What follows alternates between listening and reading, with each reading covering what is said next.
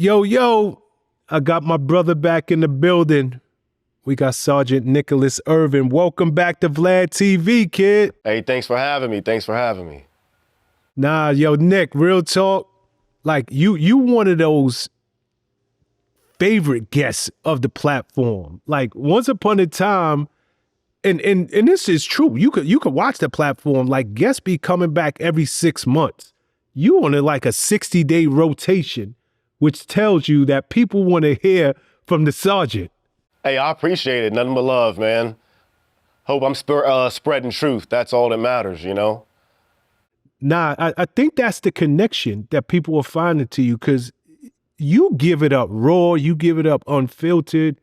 Like, you not on here trying to win no politically correct award. You just telling it as it is. To the best of my ability. I might be wrong sometimes, but hey, I wouldn't be human if I wasn't, you know? It's your truth. Yep.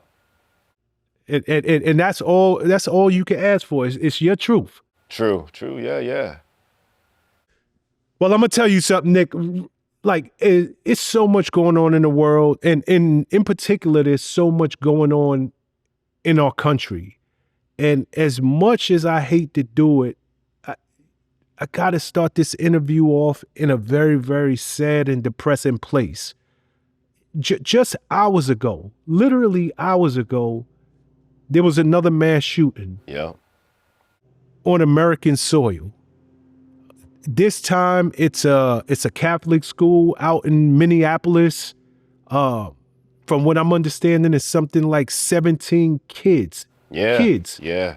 That have been injured, and at this moment they're reporting that 2 have passed away. Yep. Yeah, and a few more like in critical condition too. Yeah. Which tells us there's probably gonna be more casualties. Yeah, that's the sad part about it. And I heard he had three guns too, like a rifle, a shotgun, and a pistol. And he barricaded the doors so the kids couldn't get out and was shooting from the outside in. Wow. Yeah. Wow. You know, you're a person, you're no stranger to extreme violence. You're no stranger to taking a life. What do you even think when you hear about people like this? People who would take the life of innocent children? First thing I think about is my kid. And like, I can't put myself in those shoes of like what those other parents had to feel when, you know, getting that phone call that they lost their child. But as far as like the mind of that's the psychopath, that's a different level. Like, yeah, I don't have a thesaurus right now to even find the words to like describe people like that. Sick, scum, psychopath, dumb, the hard R, retarded. You know, I don't know what it is, but it's beneath that. I can't relate to that. That's a satanic. And I want no parts of Satan. Mm-hmm.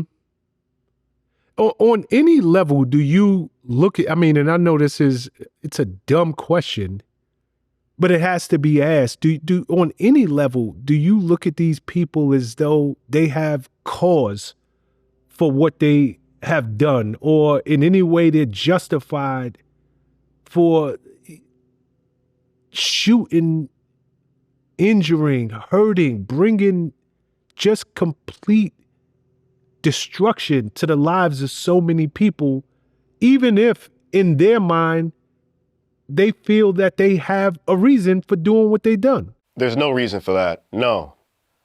None. Like, I don't go punch concrete, you know? There's no reason to ever want to hurt a child or innocent people with, you know, K through 12 or whatever it was. No, there's it's pre-K. Pre-K. So we're talking about 4 years old to about the 8th grade, which is about 13. Yeah.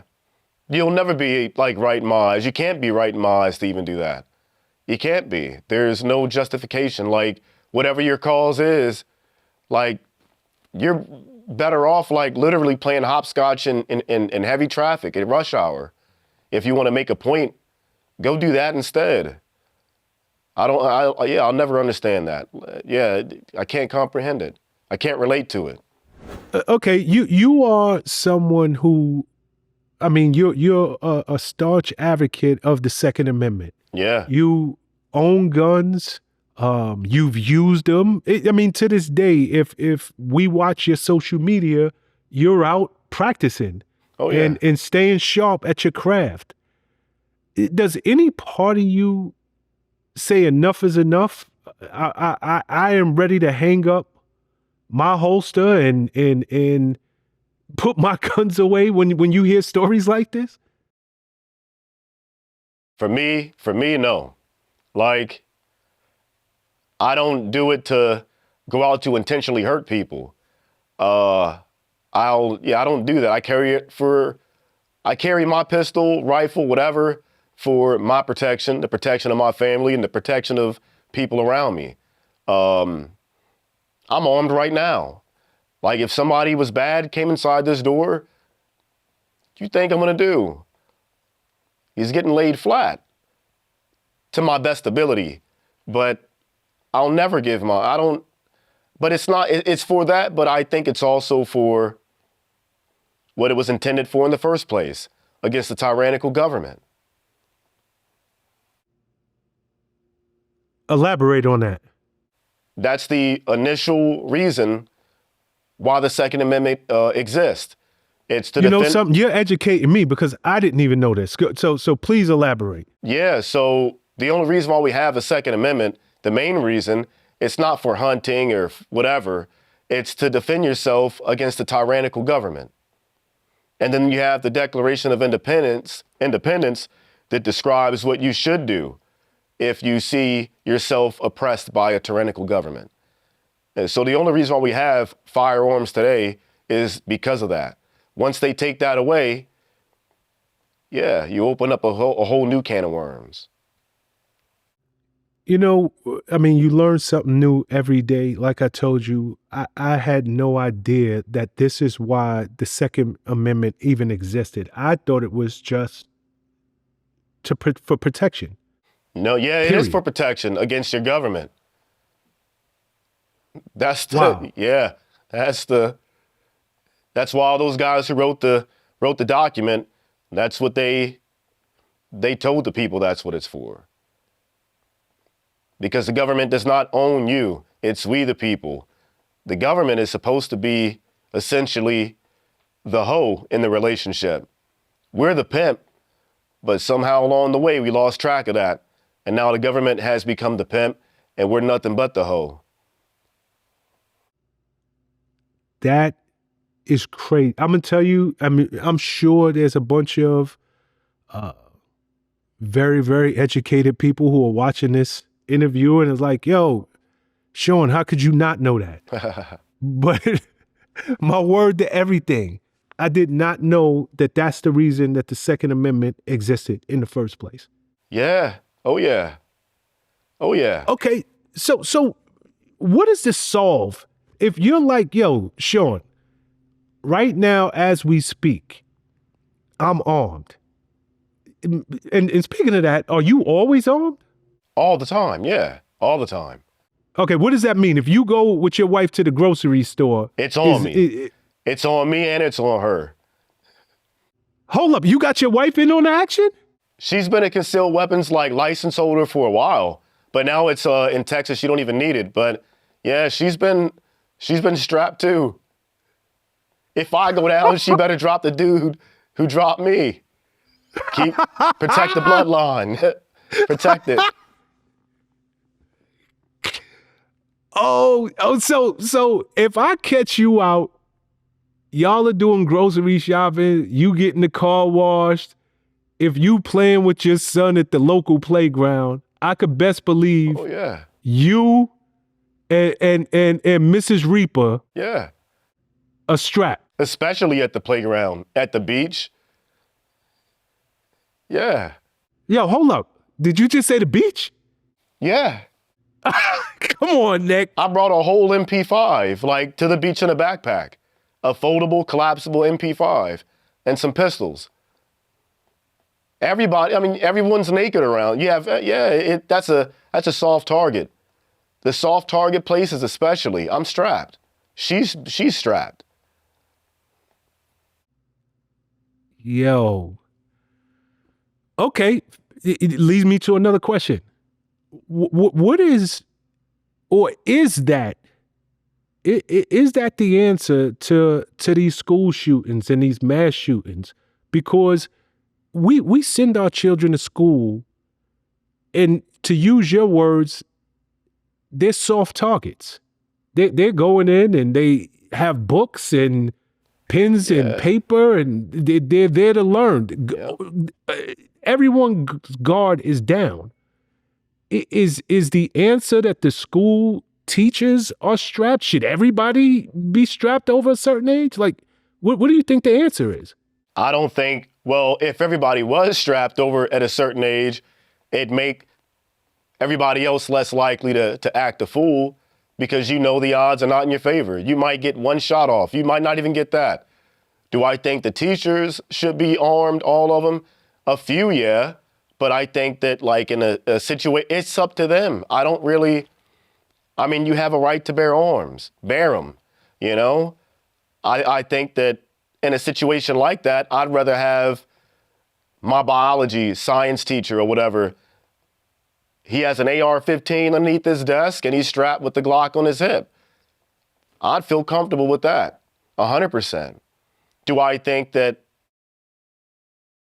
I mean, yeah, it's going to be chaotic, but I think that if the bad guy knows that, hey, everybody in here is packing, that's probably like the least likely place that bad guy would want to go. Yeah, you raise a good point. But it just opens up such another can of worms, man. You know, yeah, I'm torn, and I'm really, really torn as a human being, as an individual. I want to see these guns done away with. I do. Yeah. But I also live in reality. Yeah. But if we do that, let's say if we banned all the guns, right? We've banned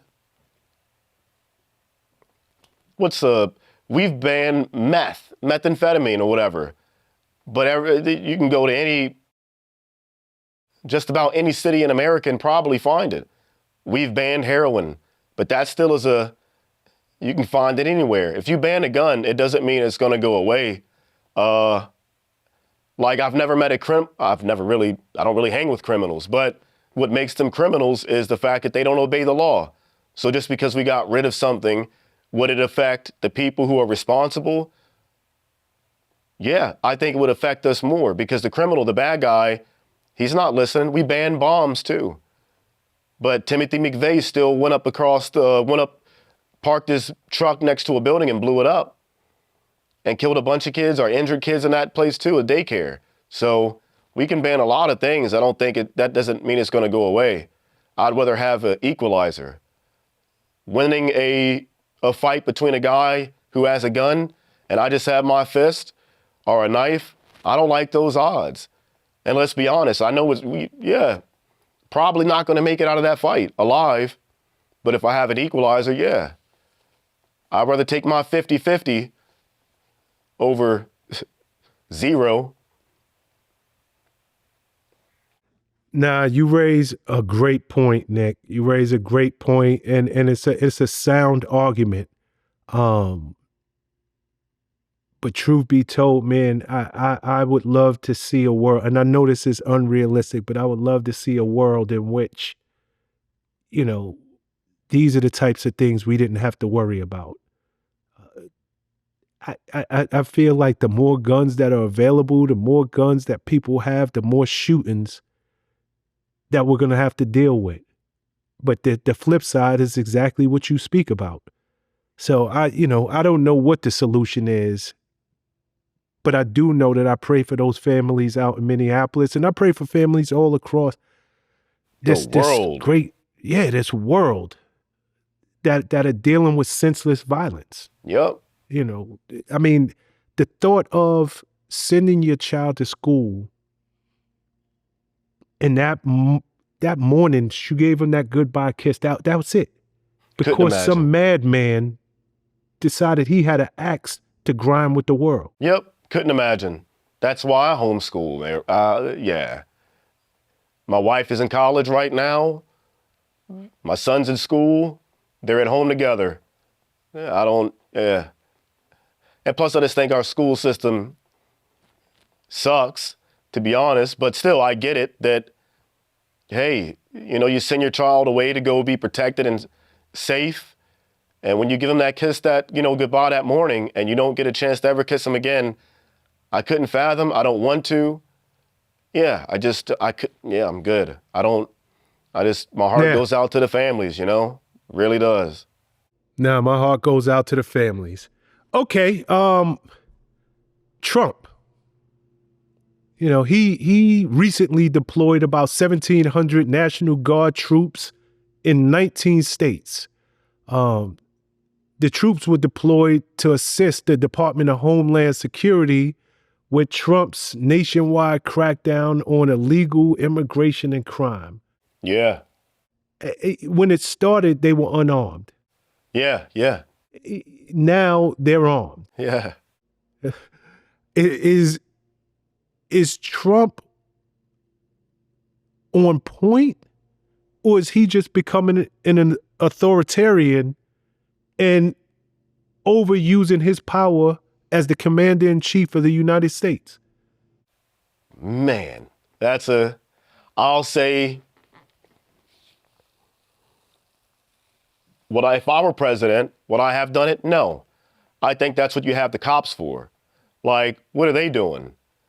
They can't stop it. They can't stop the crime or the violence, even though the crime and the violence or whatever is been dropping since pre-pandemic era. But I grew up in that area too. DC, Baltimore, Virginia, Maryland area.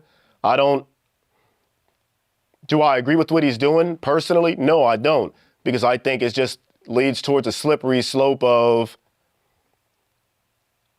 hey, you might as well just call martial law, man, Just if that's what you want to do, just call martial law. But do I think it's the way to go about it? No, I think that in some instances, some cases, it's just going to make things worse. You look at Chicago, where the mayor had came out and said it was I forget the tyrannical government thing. We don't deal with tyrants on our streets, or however he worded it, whatever he said. But the mayor of Chicago came out and was pretty much like, don't come down here, that type thing. It had turned back into Chirac, if you wanted to. But do I think it's the way to go about it? No. Do I think it's really helping anything? Not really. What is the National Guard doing? I get people want to take photos with the Humvees and the troops in uniform and stuff like that, but what are they really doing though? Picking up trash? What are you really doing? And if the cops couldn't take care of it to begin with, then what does that say about our law enforcement agencies? They can't clean up the city? What do we have them for? Do you need some 18, 19-year-old kids to come in and post up on a corner to detour something, even though they really can't do anything stateside? What are they going to do? Arrest people, shoot people? No. Well, he deployed the National Guard in literally D.C. And he's like, yo, I'm cleaning up these streets, period. Yeah. Where I ran on immigration and tightening up those borders, and I also ran on bringing down the crime in this country. And I don't care what y'all think. This is why y'all put me in office, and this is what I plan to do. I don't know. I'm seeing a lot of his fan base disagree with a lot of stuff he's doing lately.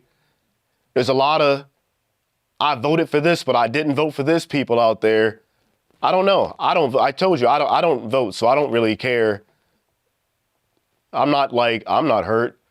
It doesn't affect what's happening in my household, in my front yard. But do I think, is he cleaning up the streets? I haven't been to D.C. I guess that's what he says, yeah. But was the crime rate already going down? I believe so. Believe it was. But if he's cleaning up the streets and getting these, I don't know, stupid people off the streets, then yeah, go for it. But I think the cops should have been doing that to begin with, though. You know, I gotta ask, whenever in this life, in this world, whenever you want change, you have to be willing to do something drastic, something radical, something that the next man is not willing to do. Yep. Is this all political for him? Or is he just like, yo, just because y'all want to play politics, don't come over here getting mad at me because I'm willing, if the criminals are willing to go all the way with it, I'm going to show them who really carries the big stick in this country. That's a good way to put it. And I'm going to do something drastic. That's a good way to put it. Hey, that's a good way to put it. I mean, I didn't look at it like that. You might be right. And looking at the way Trump does stuff or has done stuff in the past, I could see that. I could see that. Yeah, I could see that. If you want your streets cleaned up, you would have to go take a drastic approach. I would just be careful about how drastic that approach is, though. Mm-hmm. It could be a slippery slope, but at the end of the day, I think if it works, it works. We'll all look back at it and be like, hey, America's a safer place. If it doesn't, he's got to bite that too. He's still got to carry the stick, so yeah. Yeah, I mean, who knows the right or the wrong way? And no matter what side of the fence you're sitting on, because like you said, and you and I touched on this last time we spoke, there's a lot of people who voted for him, put him in office, and they have buyer's remorse right now. Oh, yeah. They're like, yo, I voted for this. I just didn't know it was going to come knocking on my front door with that. Exactly. Yep. Hey, you get what you bought, You get what you pay for. Yeah. At the end of the day. Right now, he's saying that he's going to broaden his D.C. operation with the National Guard and send them out to places like D.C., Baltimore. Matter of fact, he went so far as to call Baltimore a hellhole. No. And said he wouldn't, yeah. Called Baltimore a hellhole and said he wouldn't walk those streets. Like, yo, you ain't catching me walking the streets. I said, I'd have been lost a couple times in Baltimore, yeah. But yeah. Before we switch topics, Trump was trying everything. Like literally trying everything to get the media focus off of the Jeffrey Epstein files. Yep. Do you think, because finally, now that he deployed the National Guard, for the first time in a couple of months, it feels like this is the headline story and not necessarily the Jeffrey, releasing those files. Yep. Is this all political on his part? Like, yo, I done tried accusing Obama of this. I done talked about, I just need to do whatever I need to do to get y'all focused on something else. Hey, he said he was tired of hearing about it, didn't he? Yeah. He said he was tired of hearing about it. I mean, hey, if that was his plan, it worked. It worked, right? Yep. What did Kanye say? Gotcha. Gotcha. Nah, I mean, right now, I can, of course, they're continuing to try to drag this Epstein thing back into the media, but I think he's been successful. Oh yeah. You barely. I mean, I haven't heard it being talked about, other than Well, it started coming back up in the last week because I think some of the files were released, a portion of the files were released earlier this week or sometime last week. Oh, wow, I didn't even catch that. No. Yeah, No names, but though. exactly. You didn't hear about it Yeah. because he did a damn good job of distracting America. Hey, Trump might be David Blaine. Exactly. Trump might be David Blaine. Okay. Want to get your thoughts on this. America, our military readiness, it's quickly degrading, especially among geopolitical tensions with countries like China. And what I mean by that is, let's say the U.S. Navy. The current annual budget is something like $250 billion. Damn. $250 billion. But the service still remains the same, just in terms of the building of the ships as we had in 2003. So it's not like we even have more ships out there, but the budget is $250 billion annually. Yep. While, so America's building something like 5 commercial ships a year. I know where you're going. I think I heard about, yeah. Yeah, I literally just read this. Yeah. China, they build more than 1,000. Yep. 1,000 of his naval fleet every single year. So we are outgunned.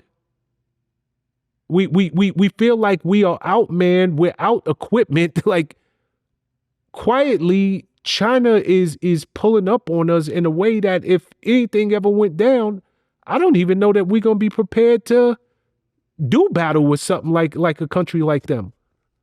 I don't believe so either. I personally don't. I think that they have the advantage on us, definitely. I have read about that too. And I think another podcast I was watching with Pete Hegseth, he's in the same boat that I am, where I don't believe that if we had to go to war with China, I think we'd be surprised on how outgunned we are. We'd be surprised about, how outgunned we are. You're talking about how many ships they're building. That's what we know of. That's what we know of. And we're barely struggling, pushing along with a crazy budget, but putting out, what was it, like 5 ships? 5 commercial ships a year. Yeah, that's wild. That's wild. Who knows what China really has underneath their sleeve? Area 51 can only produce so much technology that we don't know about, Yeah. You know what's the scary thing about China in particular? They mandatory service? I didn't realize they do have mandatory service? I might look it up. I don't know. I think they're a mandatory service. I'm not too sure. I know Korea is. China may or may not be. I don't know. Yeah, well, what I was going to say is they lead the world in terms of technology. They stress education. Yeah. But they also have this massive military. So their ability to if they can't outfight us with the military, they definitely got some beyond smart individuals over there. Oh, yeah. Who are sick with the technology, so far ahead of us, and they don't have to pull a trigger. Yeah, drones do that now. I think that's drones are gonna, I think that's the new war, drone warfare. I think that's like a scary thing right now. And I know China's like big into technology, the computer chips. And I had seen recently, they had this one, like essentially like a mothership. There was this big flying ship that like drops off thousands of mini drones that can fly over so many miles. And I don't know. I think we'd be surprised. That's my personal opinion. Like do we have a great military? I think we have a skilled military who's, accustomed to fighting in war. There's not a lot of countries out there that have been fighting the way, you have like the Middle Eastern countries and stuff like that. They've been fighting for thousands of years, but I'm talking pinpoint, precise violence. There's not too many countries out there that have that backing behind them is the way we do right now. But we're also falling into a timeline where most of the guys who were in that war and did all the stuff on the ground, they're like fading away. This new generation, luckily for them, they haven't fought a war. So I don't know how it would go. I think that we'd be in for a big surprise, and I would not be surprised if China put something on us. Yeah, I mean, China, they're ready on so many fronts. Yeah. It's that would be a dangerous opponent. The world is focused on Russia. Yep. But China would be an extremely dangerous opponent. That's why Trump's trying to get those 600,000 Chinese students over here. Some call them students. I call them spies. Yeah, I mean, it's interesting that it's funny that you went there, but it's interesting that he is advocating for these 600 students to come here from China when he's deporting everybody else. Yeah. It's weird. And all that farmland they're buying up in America. I have no idea. Who knows what's going on behind the scenes? Maybe some crazy deal, but I don't know. Well, here's what we know to be a fact. America's munition reserves right now are dangerously low. Yep. In supporting the Israel conflict, I think we're nearly 14% down in our vital munitions. Jeez. That's crazy. We know there was a very, very short, and I don't even want to call it a war, but a couple of months ago, conflict between Iran and Israel, there was a conflict there. Yeah. And, the U.S. temporarily had to halt their weapons shipment to Ukraine because we just don't have it. Yeah. We're supplying everybody. Yep. We got, it's like, what is that called? Money. That's what it's called. Money. We're getting good, I guess, money out of it. But I also know that America, like I said, we cannot stay out of a conflict. We got to it's a military industrial complex. For this machine to keep going, to keep breathing, we have to be in a conflict or helping somebody else in a conflict or a war. They don't even have to sell the American people about it, sell the American people anymore. It's just like, hey, look, they're over there fighting. Let's supply and help them. And on top of that, let's give, I forget how many billions of dollars annually to, countries like Israel or whatnot. We don't get anything in return. It's a weird position to be in. But I think that whole relationship anyways is based on a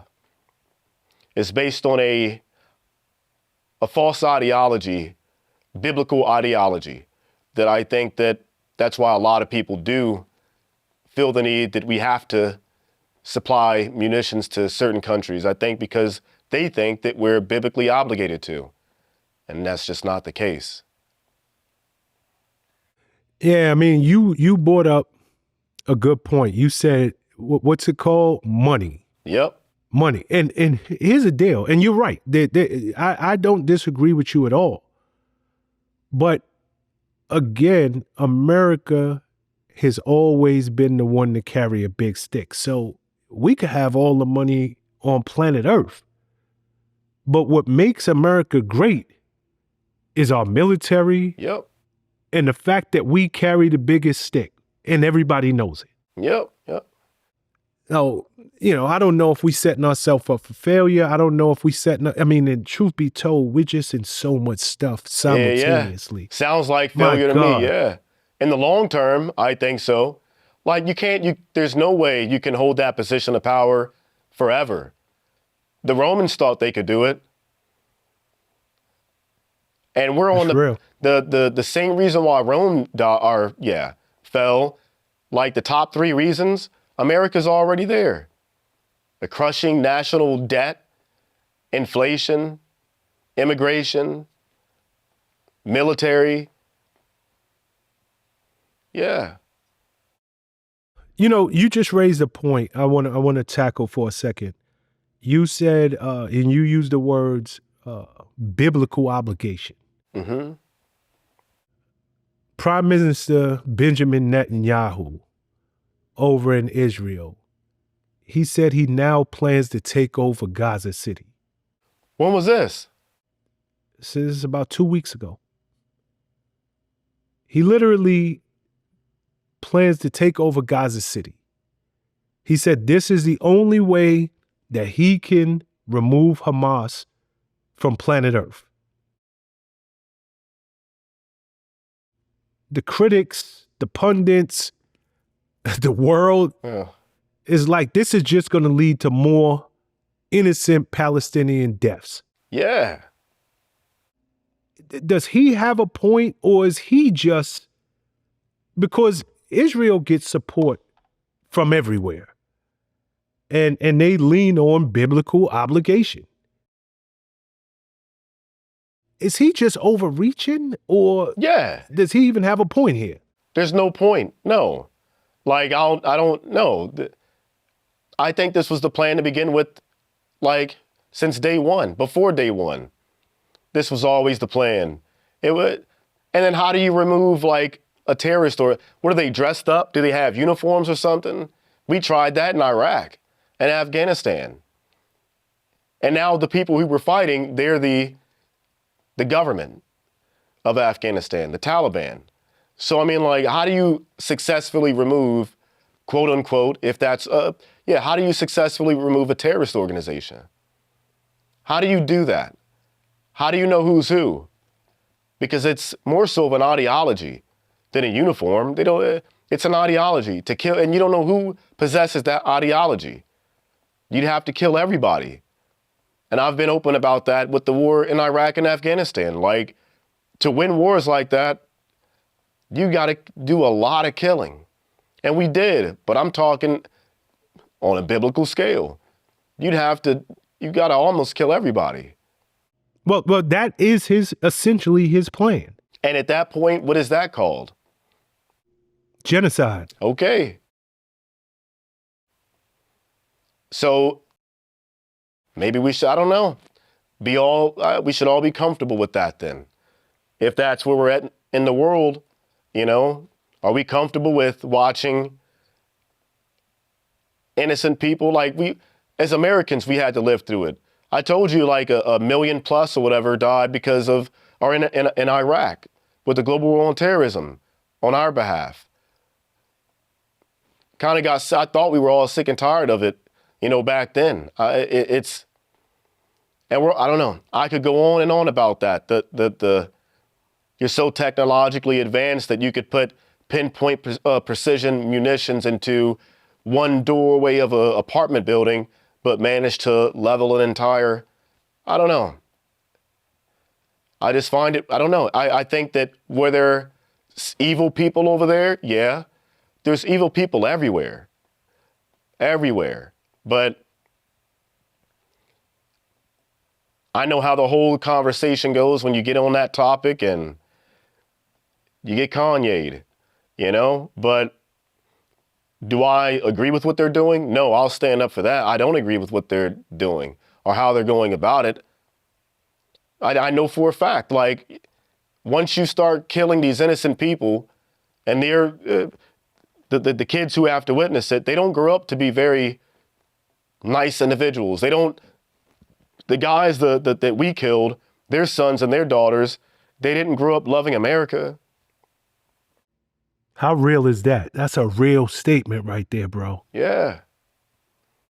That's a powerful statement right there, Nick. So while y'all are quote unquote over there taking out the bad guys, essentially all you're doing is reinforcing another generation's hate. Yep. True hatred. Yep. For the United States. Or Israel. You know, yeah. It's crazy because, and it depends what side of the fence you're sitting on, because Israel looks at Hamas as the bad guys, the terrorists. Yeah. And Hamas looks at it like, yo, we're just fighting for our country. Yeah. No different than you guys are fighting for yours. Yep. Yep. You have your state. This is what we want for our people. Here's the deal. Israel, they're frequently conducting airstrikes on hospitals, which I find, I thought there's some rules in war. Yeah, Geneva. Geneva Well, Convention. I don't know if the Geneva Convention, does that apply to the world? Believe it applies to them. I believe they operate underneath the Geneva Convention. I believe so. Don't quote me on it, but they're our allies. I would assume that they would be. Yeah, well, put it this way. Throughout the 22-month war in Gaza, there's been something like 36 hospitals that have been hit or damaged in some way. There's more than 62,000 people in Gaza who've been killed. Half of them are civilians. Oh, wow. Literally half are civilians. And these are the numbers that they're putting out.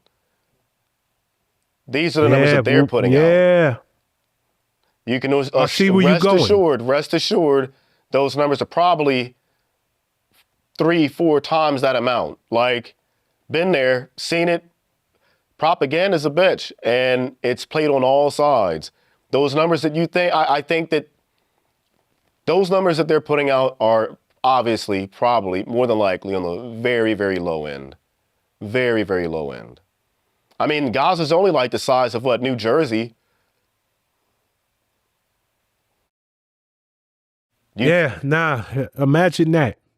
The state of New Jersey losing 62,000 people. Yeah. Half of which are civilians. That's tough. Yeah, half is, that's what they're saying. Half is what they're saying. I don't choose to take a side. I just take a side of, I know what's right and I know what's wrong. And do I believe what they're doing and how they're going about it is right? No. And I don't like to see any innocent children die on any side. But I don't know. It's just, it's weird the state of affairs that what we allow things to go on and continue. You know, like if it's genocide, then let's call it that. Let's call the spade a spade and deal with that accordingly. But you're saying all these hospitals got bombed, and I'm pretty sure like they'll say, oh, there's a Hamas cell underneath that hospital or something like that. Yeah, that's how propaganda works. Yeah, it's so sad. And again, it depends on what side of the fence you sit on, because all things considered, it was Hamas who started this. They were the ones who attacked. I think it was a concert going on in Israel. Yeah. Took something like over 200 hostages, killed a bunch of people. But when you see all of these innocent Palestinians being killed, was it worth it? I mean, at this moment, literally at this moment. Yeah, was it worth it? Was it worth it? But even now, as we speak, a famine is officially declared in Gaza. Wow, yeah, so that too. There's over 500,000 people right now facing life-threatening hunger. They're starving, like literally starving to death. And I don't know if it's at this moment, but at one point, Israel was stopping aid from around the world and food and supplies and resources to get into Palestine. So, I mean, all you could do is pray for these people over there on both sides. Yeah. I'd do most of my praying for the ones that are going through it the most, though, and don't need to, don't deserve it. I get what I can't say I even get it. Like, We can't be pissed off at Israel too much without being pissed off at ourselves. You know, like we went to Iraq. What was that about? Preach, Nick. What was that about? So can we really point a finger? What is that? He who is without sin cast the first stone. Can we really get mad at them? We've been doing it, and we did it for a long time and called it patriotic. Huh. But yeah, there's a thin line between patriotism and idolatry, so. Wow. You dead on point, brother. Trump, he recently met with President Putin in the Alaskan summit. I think they met somewhere around October 15th. The summit was held around October 15th. They met. Trump said it was a great meeting. Obviously, the main topics they discussed was the Ukraine war. Yep. The Ukrainian war. They didn't come out of that with an agreement. But how do you view this? Is this a political move? Or is Trump really stepping up? He said he's tired of the killing. It's too much. And he wants to put an end to it. So is he doing this, let's say, out of the goodness of his heart? Or is this politics as usual? Politics. Has to be. Like if you were that thorough and really believed in, you were tired of all the violence and killing, then we just got off topic with Israel. You know, if you're really tired of the violence and killing, let's stop. We were helping out Israel. We are helping out Israel. You know, we were doing Tom Cruise missions in Iran to help Israel. Top Gun. But I think it's just political at this point. But I also think that like Ukraine's it's over. You lost. They're recruiting like 60-year-old men to go fight. Who's recruiting 60-year-old men? Ukraine. Guys in their 50s and 60s are being forced to go fight. They're taking people. Yeah. They're snatching people up off the street. Military age fighting males. Like to go on the front line and fight. You could go to Walmart one day, in Ukraine or whatever, and on the way home, walking back home, you can get snatched up and thrown on the front line. Like they're so low on bodies right now. They don't have enough. They're running out of bodies right now. It's sick. Okay, but let's put yourself in their shoes. From their standpoint, we were just living our life. We didn't do nothing. We didn't provoke this. It's not like something was said in the media. Y'all just wanted to come in and take our land. Period. And that is the sole motivation for this war. President Putin wants our land. And the minerals that come along with it. Yeah. There you go. And the minerals that come along with it. I know you say, y'all have lost. But aren't they supposed to fight to the very end? I would suppose so. I mean, I would, but I'd also try to leave too. Yeah. And that's what we're being told. I don't know the exact, that's what we're being told. That's so we could keep funneling over hundreds of millions of dollars to support Ukraine that nobody even wanted to do anyways. We're being told that's why. I don't believe that Putin woke up one day and was like, you know what? I just don't believe that. Something happened behind the scenes. I think that I only believe I don't believe the news really at all, but I especially don't believe it when it comes to what's being said about war and why we're starting a war, why we're invested into a war, or why a war started. I don't know. Has Putin ever talked about it? Why he's doing it? Have we ever got a chance to hear exactly why he's going after Ukraine? Or are we being told? From what I've read, it's over land that he believes fundamentally belongs to Russia. Is he correct or is he right? Have no idea. But Putin runs, I mean, let's call it what it is. He's a dictator. He could wake up tomorrow and be like, yo, you know, the firstborn woman child in this country, I feel belongs to me.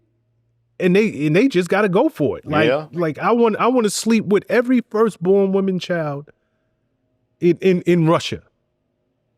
I mean, he makes up the rules as he goes along.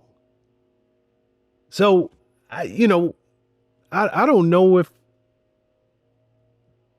he has any merit. If you listen to the Ukrainian side, he has no merit.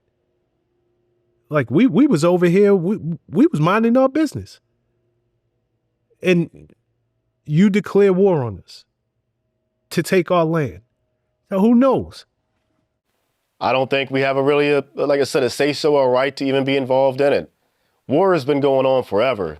If they want to have a war. When you say we, are you talking about the United States? The United States, yeah. Like what's happening between Russia and Ukraine, why does it affect us? Why do we care? Yeah, but that opens up a whole other can of worms, man. Yeah.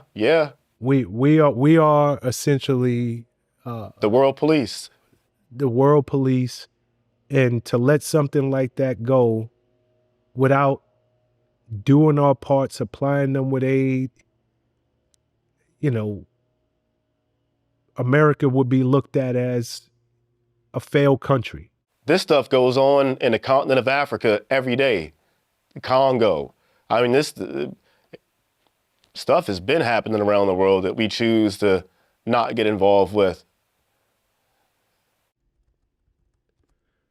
Yeah, I guess you're right, man. You know what's interesting, because the Ukraine, they're not even a part of NATO. Nope. So it makes you wonder. I think that we have our own interest at heart too. Minerals. Exactly. Yep. Yeah, like we want those minerals, period.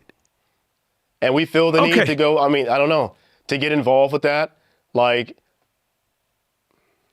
minerals are more valuable than human life. Weird.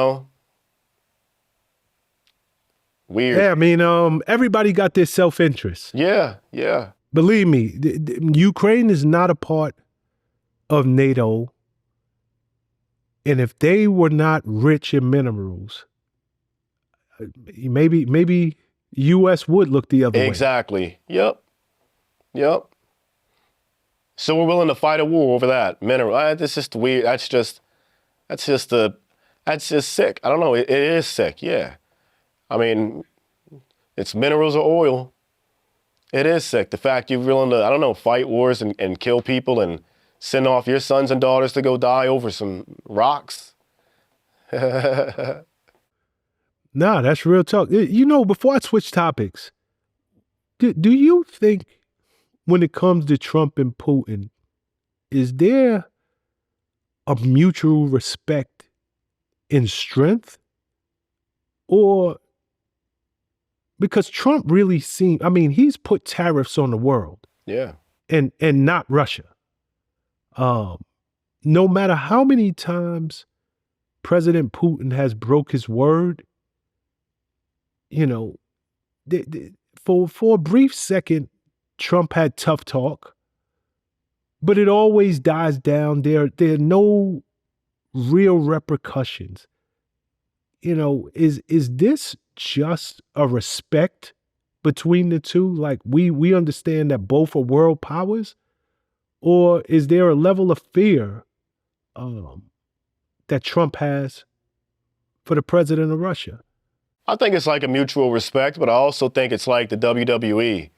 I don't think there's really any hate to begin. Like behind the scenes, I don't think it really is hate like that. I think we're just feeding off that Cold War vibe. Like, I don't think there's any real hate behind the two nations. I think that it's like it might be presented that way, but I don't. Yeah, it's like the WWE.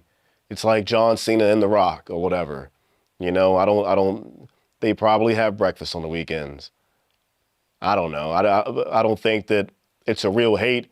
And if there is a real hate between the two nations, I think that it's a level of respect there. Yeah. So you don't think it's fair? No. So you think this is just like Trump looks at like real recognized real? Yeah, Putin's like a real killer. Like that's a real KGB killer. Yeah. Putin's not no little soft dude. Huh. Okay. Just wanted to pick your brain on that. I mean, here we go again.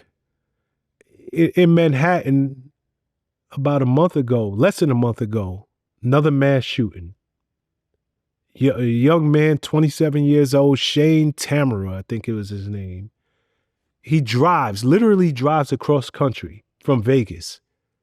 And he was heading to the NFL offices. Gets on the wrong elevator. Doesn't make it to his destination, which was the actual NFL office, and ends up slaughtering four innocent people. He believed he suffered from CDC, from playing football.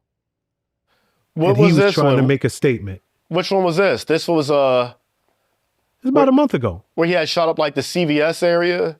No, that was in Atlanta. No, he shot up, I think it's like 51st Street and Park Avenue in New York. Okay, yeah. And, he was armed. I believe he had the quintessential weapon for taking everybody out, the AR. Yeah. And, his plan was to go to the NFL offices, and he got on the wrong elevator and it didn't take him to the right floor. Was he a former football player? High school football player. And he left a suicide note pretty much saying, study my brain because I believe I have CDC. I think that's what it's called. CTE. CTE, pardon me. Yeah. CTE. So this was his cause. So again, do you give because it seems like everybody has a cause when they carry out these assassinations. Yeah, that's called of course it's narcissistic behavior. They're always going to have a cause that they feel that they need to go do this, or while they're justified in doing it. It's psychopathic, narcissistic behavior, yeah. Do I agree with it? Hell no, of course not. Do I think he has a valid argument? No. I think he was probably pissed off because I don't know. I don't know the guy, but it sounds like he was maybe pissed off because he didn't make it to the NFL. And he had to go take it out on had to go take it out on somebody. Because that's what cowards do. I hate the fact that this is where the world has gone. I'm pissed off for whatever my reason is, and we all have reasons to be pissed off. Yeah. But it's become the norm that, you know what? I'm going to make the world feel my pain, and then I'm going to blow my head off. Yeah. So I'll never be held accountable. I don't have to hear all of the conversations demonizing me and telling me my reason for doing this was unjustified. I'm just going to take the easy way out, and I'll see y'all on the other side. I just can't believe that this is where the world is. It's weird. I don't know. Maybe, I don't know, like Book of Revelations, Could be in those times, or it could be just there's some real sick, there's always been sick people in the world, yeah, obviously. But, damn, I don't know, that's a tough one. Are you asking why is it happening, or? Nah, just like to pick your brain on stuff like this. I don't know that there is ever a reason that sane people, you know.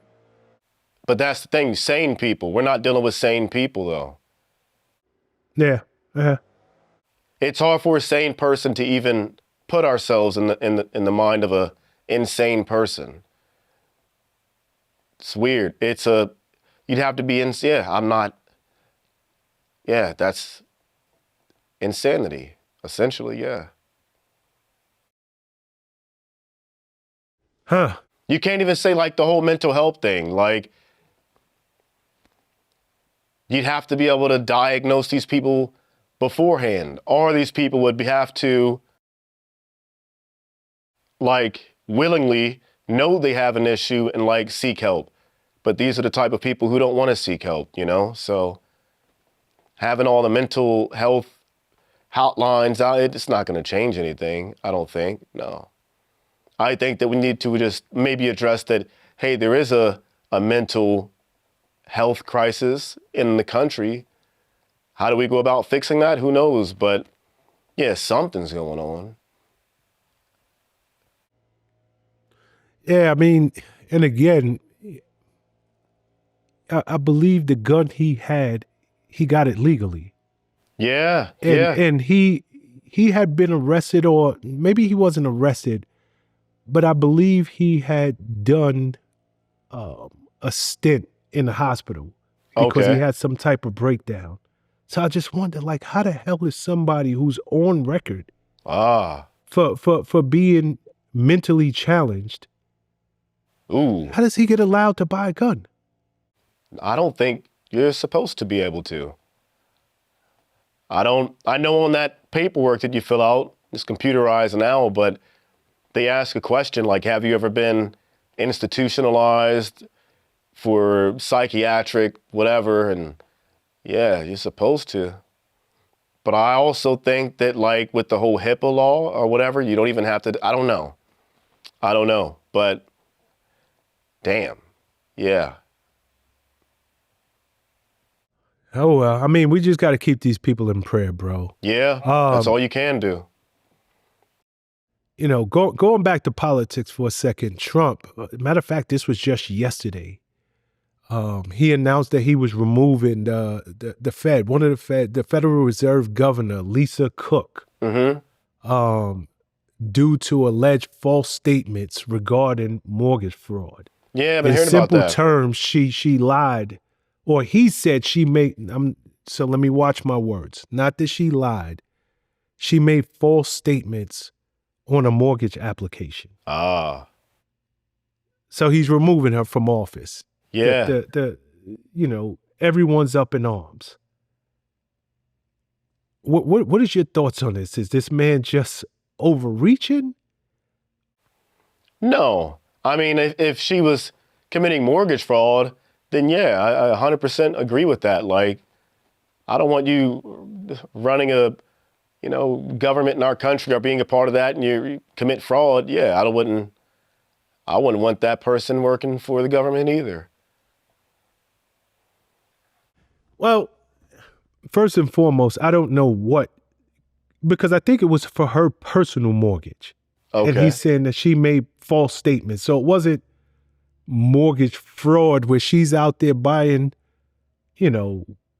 tons of property and, inflating her income. And if that's the case, didn't Trump just, go down for the same crime up in New York where he was taking out loans and basically getting these loans approved because he was saying he was worth a certain amount of money, which they found that he wasn't. Even though he paid these loans back and he paid them on time, the fact is he got a lower interest rate because he said, hey, I'm worth a couple of $1 billion. And they find out after it's all said and done that he's worth a fraction of that.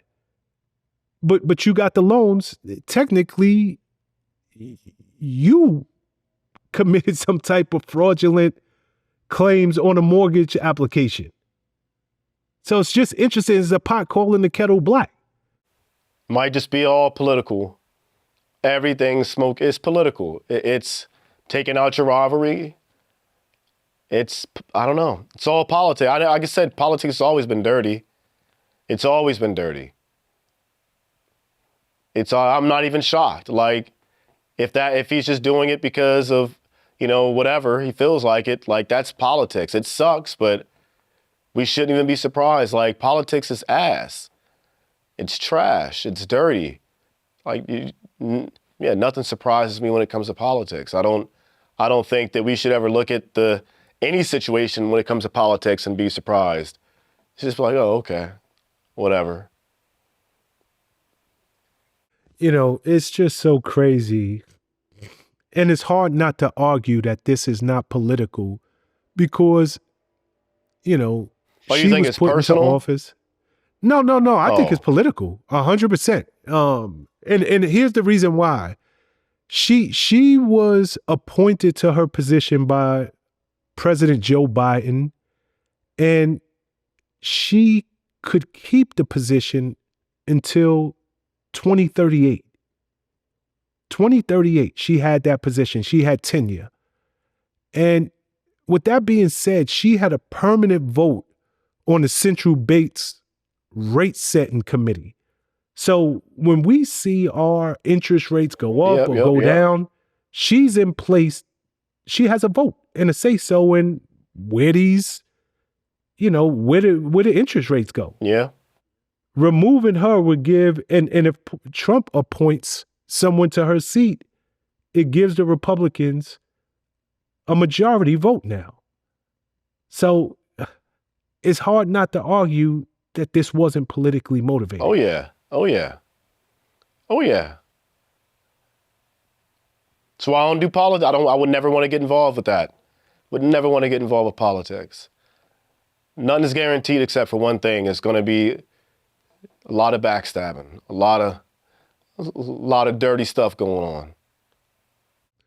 Nah, politics is, and I give props to anybody who wants to serve. For real. Anybody who has stepped up. Politics is a dirty game, bro. Yep. It's dirty. And, the goalpost has been moved so far. I don't even know if there's a goalpost in politics anymore. Right. There was it used to be rules. But here's the crazy part. Trump, because they had a House committee meeting yesterday, and Marco Rubio was sitting side by side next to Trump in this meeting.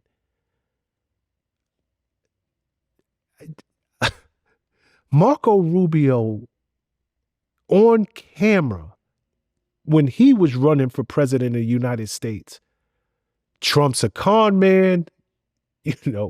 This guy is the lowest of the low. Yeah. This dude is a 2-bit snake oil salesman. He called this dude every name under the sun. Yeah. And here you gotta bend down, kiss the ring if you want a place in politics. Yeah. Trump's got that freaking party so sewn up that dudes who literally base their entire political campaign on telling the world that this guy's nothing but a dirtbag, a fraudulent snake oil salesman, and now they got to bend down and say President Trump is the best thing since sliced bread. If they want to still keep getting paid, they better. It's all about money. It's all about, no, it's not just about money. Power. It's power. Yep. It's power. So I gotta walk back everything I've ever said about this man. And now I'm sitting next to him in a House committee meeting. Power is a hell of a drug. It's a hell of a drug. Power is one sick drug. Isn't it? Nah, I'm with you. I can never get into politics. It's such a dirty game, and you have to have. Your family is not off limits. Yep. Your personal life, your bank account, it's fair game. Yep. And because of power, like you said, it's a hell of a drug. Because of power, people willingly yo, if I can rise up the ranks, I don't give a crap. I'm willing to do whatever. Yep. I'm willing to be dragged through the mud. Yep. I'm willing for my family to be dragged through the mud, but we gonna get paid, and I'm gonna be one of the most powerful people on the planet. Exactly. All for that next hit. All for the next hit. It's worse than it's any addict. Any addict. But I tell you, man, I don't even know how people like, and I'm speaking about Marco Rubio in particular, but there's so many quote unquote Marco Rubios out there. Yeah. How do they look themselves in the mirror when close their eyes? That's how they do it? Yeah, I would. If I was that low, yeah. I'd look myself in the mirror by closing my eyes. Like, yeah. Couldn't. Yeah, man, I mean, that's hard. It's hard. You don't compare this man to the devil on earth. And then you gotta bend down, take a knee. You gotta bend the knee and talk about how great this man is. Yep. If you want a career. Yep. Yep. It takes a special person to do that. Done it. Wow, it takes a special You can't even be a man and do that. Yeah. That's my whole point. Yeah. It's hard to be a man and do that. Yep. This week we got a lot going on. Govan, what's his name? Hernandez Govan was found not guilty of first-degree murder in the young Dolph case. It was a conspiracy charge he had against him that could have landed him in jail for the rest of his life. Essentially, the two shooters in the young Dolph case, one of which has been locked up. He's got life without parole. Yep. And the second shooter, Cornelius Smith, he was the government's witness against the second shooter. Cornelius Smith he took the stand, took states against the first guy who got life without parole. And then he took the stand again and said, hey, Hernandez Govan is the guy who hired us. And the jury didn't believe him. Mm-hmm. What's your thoughts on that? On the politics behind it, or do I think that that's the way the judicial system works? I guess I'm just asking from the standpoint of, I mean, here you got a guy who pulled the trigger. He pulled the trigger. How uncredible do you have to be that you're taking a stand and saying, that's the guy who hired me to do it, and the government say, we don't believe you? How uncredible you have to be? Uncredible do you have to be? Pretty to the max, yeah. I saw the video of it too, like that newly released, like New Angle or whatever. That video. That's, yeah. I don't know, man. I don't. He's still got to do like life in prison though, doesn't he? Well, he doesn't know his fate. I think he's going to learn his fate. I'm pretty sure he's going to get life. I don't think so. You don't think so? I mean, no, because he testified against the first shooter, which is Justin Johnson. Oh, you think he's going to get like a plea, like a deal? Yeah. Yeah. Yeah.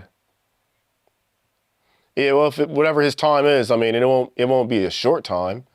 I would assume not short time, and if it would be, like, he wouldn't make it out in the streets anyways, like, for too long.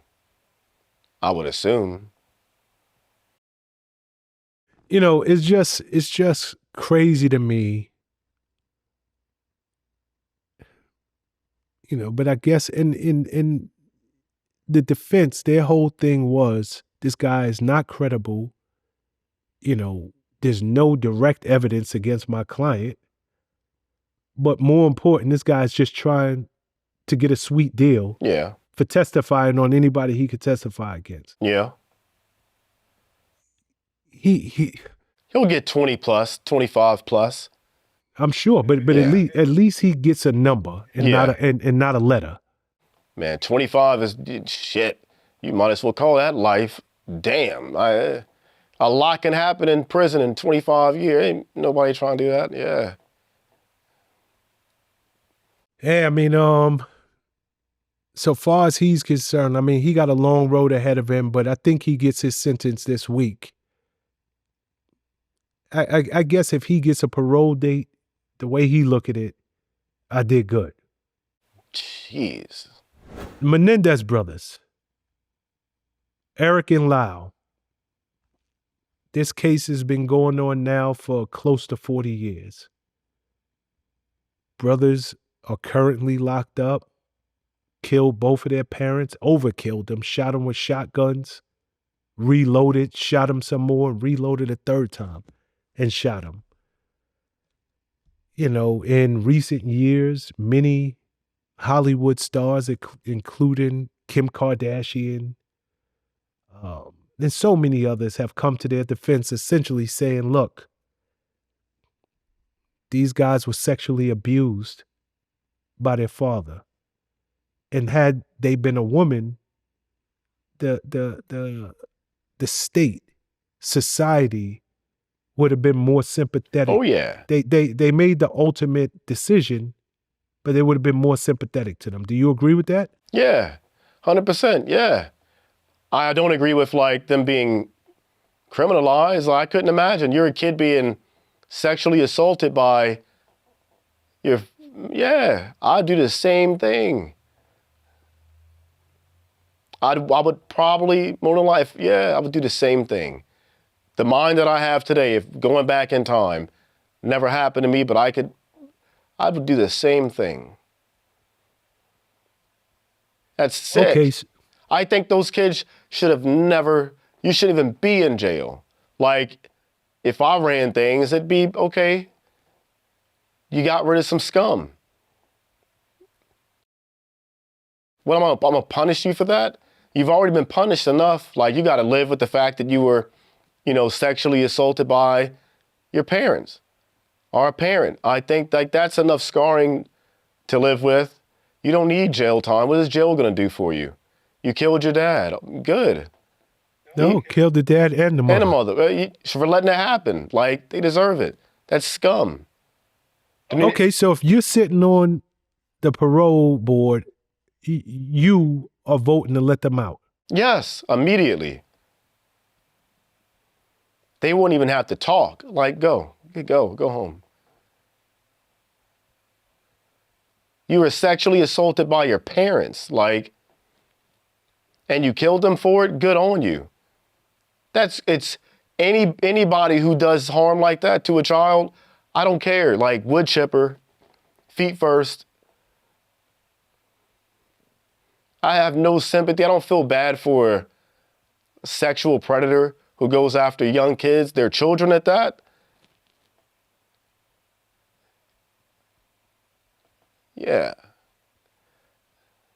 You know, interestingly enough, I'd have gave him another bullet.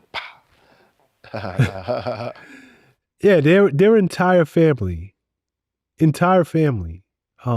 both sides, the mothers, sisters, brothers, aunts, fathers, sisters, brothers, aunts, are all advocating for their release. Good. But the parole board hit them with 3 years. Stupid. Nah, go back, come see us in 3 years. Not a year, not 24 months. They sent them a message. You got this close, but nah. It's torture, You come isn't see it? us in 36 months. It's torture. It's torture. That's torture. To me, this is like a cruel and unusual punishment. You killed someone who did that. I only can side with you. I can only side with the people who pulled the trigger against their predator. I have to side with you. Like, I don't have, good for you. Good for you. Yeah. You should be allowed to do that. If my kid is getting hurt by another man in a way I couldn't imagine, and he blows that guy's head off, we're going out for ice cream that night. And pizza in the day. I don't know, whatever he wants, we're doing it. It's a celebration. I'm just going to be pissed off because I wasn't there to help out and hide the body. Yeah, I mean, there's a lot of people who sit on the other side of that argument who's like, you shouldn't take a life, no matter what. And not only did you take a life, you took the lives, plural, of your parents. No. When you did that, you forfeited yours. Man, I cannot think that way. I cannot think that way. I can't. You hurt a child. Like, I'm a biblical guy. The Bible's very strict on that too. Like, you're better off tying a rope around your neck to it with a rock on the other end and throwing yourself into the ocean. You're better off doing that than to hurt a child. I'm a biblical guy, man. It's cut and dry.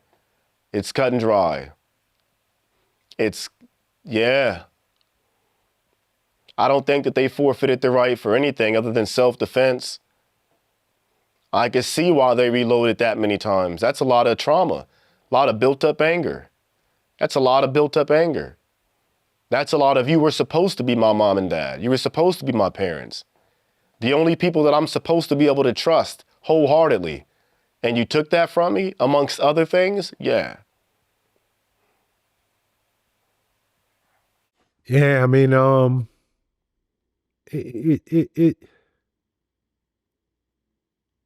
it's sad all the way around. Yeah.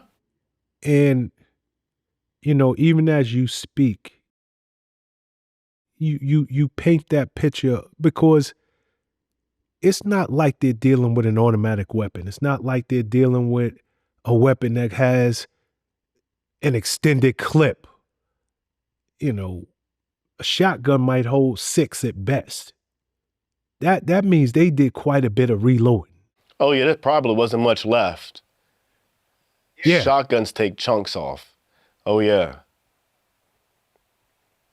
And their parents were shot from the torso on up.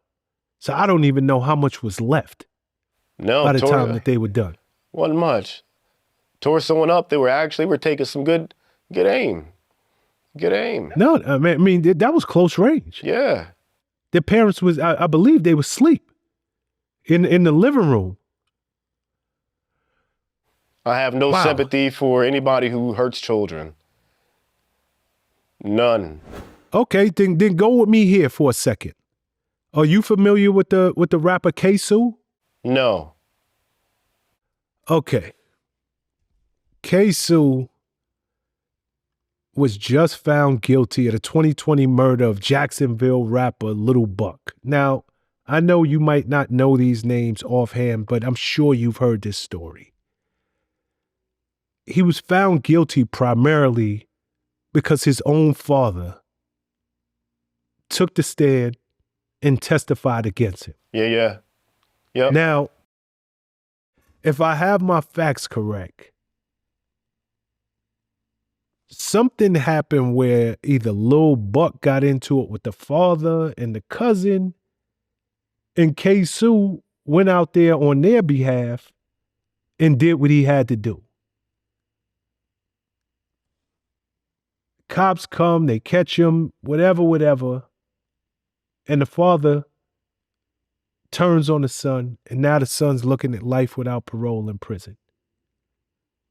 So is this another example of a different form of child abuse? Like, I took this life, I was holding it down for you. This wasn't even my beef. It was yours. So you're asking, like, if I was in the dad's position, would I have, like, snitched on my son too? I'm asking both. If you're in the dad's position, would you have snitched on your son? And if you're the son, are you like this dude is out of his mind. Because the whole reason that I'm in this position was because I was holding it down for him. Dad's a bitch, sounds like, to begin with. Would I snitch on my son? I mean, there's levels to this. That's a tough one. Shit. Luckily, we don't live that life, so I don't have to worry about my son doing anything like that. I'm raising a upstanding citizen and not a YN. But with that being said, I don't know if, damn, that's a tough question. I'm shocked at you, Nick. I'm shocked that this ain't flat out. That dad is a piece of crap. Like, for getting his son into it, yeah. For testifying against him. Oh, for testing, that's what you're okay. So that's different. I don't know. I mean, I don't think he's that really is a tough one. Like, okay, help me understand what is tough about this one? That's my son. Like, I'm stealing his fate. But you're fate. taking the stand against your son. Am I going to take the stand against my son? No. The rapper Ksoo, his father, took the stand and pointed at his son and said, "That is the guy on the videotape. Yeah, my I know. son." Yeah, I couldn't do it. I don't think I could do it. I don't think I could do it. Have my child, his life. Like, damn, I don't know. I can't put myself like in that way. I can't put myself in his shoes. I can't comprehend it. Like, my son's also not stupid either, so I don't have to worry about it. Like, I can't. You couldn't ask me to, like, what is my shit? No, you couldn't ask me to snitch on my son. No. Unless he was like on some Jeffrey Dahmer shit, but I'm not raising a child like that. We don't live in an environment like that. He'll prayerfully never have to. But we'll never have to be in that situation where I'm like up on the stand testifying against my son because he shot someone. No. You know, Nick. Now, if he shot somebody I might see, I'm gonna have to say, yeah, I don't know nothing. I couldn't see my son locked away. But he's also not like built like that, won't have to be. So I don't know, yeah. Okay, well, in this case, to be fair, the father supposedly, and I'm saying supposedly because he did the unthinkable, which is testify against his son, but he's supposed to be a street dude from the streets. Matter of fact, he taught his son the streets. He's the one. So yeah, it's stupid all the way around, and it's just stupid all the way around. It's just stupid all the way around. Then I don't feel bad for none of them then. In that case, why should I? Like, if that's how you raise your son to be and the father snitched on the son, then okay, whatever. I guess in the streets he would be called a rat. But I think that whole lifestyle cycle, I think it's I think it's stupid. Like, what do I care? Whatever your punishment is for being in the streets doing street shit, you deserve it. Like, I want to give you a sticker for accomplishing your goal. Being a street dude or a thug or whatever. Like, that shit's lame as fuck to me.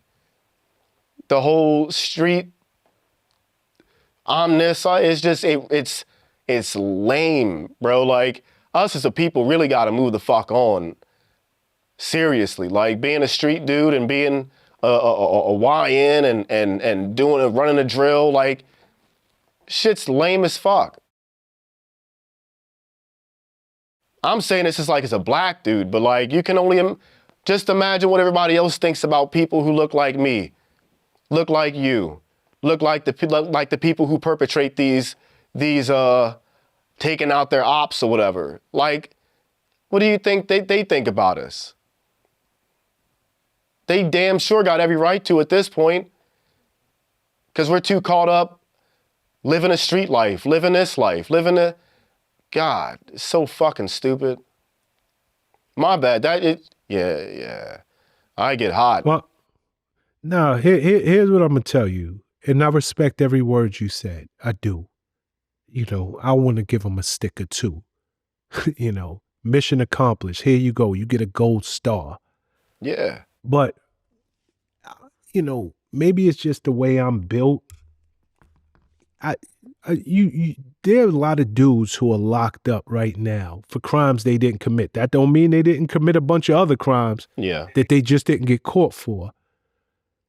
But it would be almost impossible for Shawn, for Prez, to watch a dude go down for something I know I did. To me, as a man, I would have to step up and be like, yo, I can't put that man and his family through this. I did it. It just is what it is. I'm gonna face the consequences. We talking about street dudes though. You got to take the brain out the head, throw that away, and think like that. Nothing, I guess, logical really makes sense when you are trying to live that life. Like, you're talking about what it's like to have morals and be a man. These people don't even have that. That shit's just preached about in rap songs. No one out in the streets really has morals like that. Everybody's a snitch at the end of the day, I guarantee it. Depending on the level of consequence that comes along with certain things.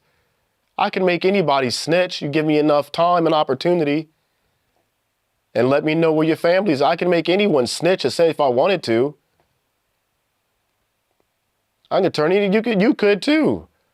No, and listen, I don't disagree with you. Yeah. I guess you said earlier, unless my son is Jeffrey Dahmer, and that's real. Like, if your son is some serial killer, you have to recognize, look, that this person deserved to be locked up. Yeah. But for Shawn, it would be impossible. I can't imagine. And granted, you know, my son is not living that life. But I can't imagine sitting that I am me. I've been proclaiming the streets my child's entire life. I introduced my child to the streets. Then my child does what I told him to do. And then I take the stand against him? Like I said, so I was right in my assumption then that the father was a bitch from the get-go. Clearly. Yeah. Vlad, he recently had Charlamagne the God back on the platform. And Charlamagne, you know, he was telling a story, and I'm going to try to get it as accurate as I can, but he was basically like Drake gave people the green light on him. Like, yo, when you see this dude on site, I want you to put a hurting on this man. And this is Drake, singing Drake, light-skinned Drake. Charlamagne said he went somewhere and these dudes, the biggest dude you ever seen, was doing security for G-Eazy. And they pull him to the side like, yo, for years, you know, we had the green light. We was told like, yo, wherever we see you, it's on site. Do what you got to do. And I got your bail. I got lawyer fees. I got whatever. But I want you to put a hurting on this dude. Can you even, like, you know, people often talk about the rap being the WWE, but it seemed like Drake might be about his business. No, Drake's not about his business, because if he was, he would do the work. The last time Drake put in work, I think he came out had a sling on him, didn't he? He had a sling on his arm. Last time Drake tried to put in some work, and the other work before that, he was in a wheelchair on Degrassi. Like, no, he's not. We all know Drake's not built like that. That's why he goes out to find other pussy men to do all his bad work for him. Because you got to be a pussy to do that for another man.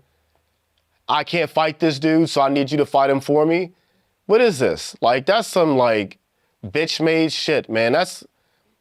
That makes me be like, man, damn. Charlamagne should throw hands with Drake. And we all know it don't take much to fold up Drake. I seen Drake jump on a stage and, like, break his shit. We all know Drake ain't built that way. He got the lasered on abs or something. I don't know, lace front. I don't know, Drake. Yeah, I think that's what the world. I don't believe in violence the way I used to. I don't try to preach it, but damn, it would be nice to see Drake get into a physical altercation. It would just be good to see. Like, yeah, it would be pretty neat to see. People who do that, you know, put out hits on other people because they can't take care of it. Like, that's just the ultimate, that's bitch behavior. That's bitch behavior. Not even female. They just, you're bitch behavior. Okay, but I gotta ask you, is it bitch behavior for the security guards Exactly. to tell Charlemagne after the fact, now that they ain't working for Drake, to be like, yo, we had the green light on you? Yeah, it's bitch, but the security was a bitch to begin with, though, to even take that offer up.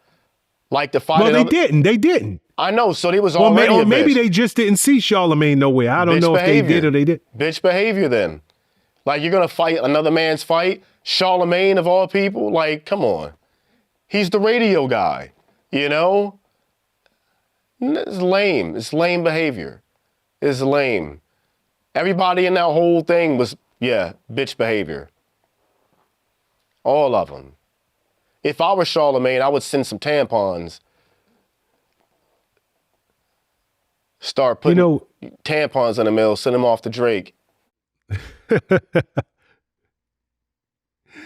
Nah, it's so crazy because in this rap game, man, ain't nothing sacred. Like the hardest of the hard, the street of the street. Like, nothing sacred with these dudes. Everybody's talking. Everybody is telling a story. Yep. Stuff that you think should be in the closet and kept quiet.